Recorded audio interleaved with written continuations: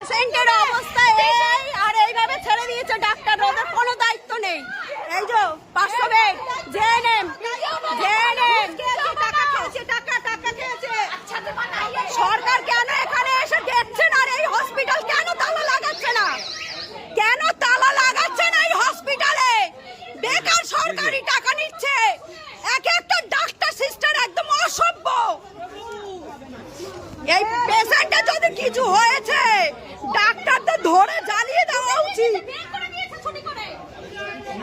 না না, ওরা ইনজেকশন দিয়ে মেরে ফেলবে তো। ওরা আরে না, বের করে নিয়ে আসি। আরে ওরা ইনজেকশন দিয়ে মেরে ফেলবে। চেনেন না দাদা?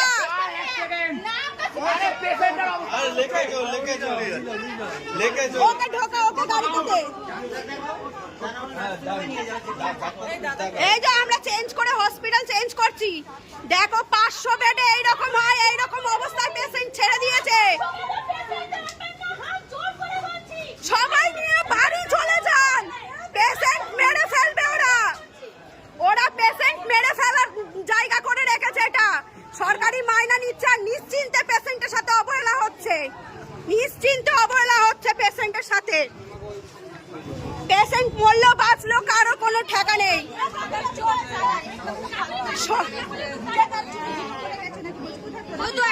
সামনে আছে মামার কাছে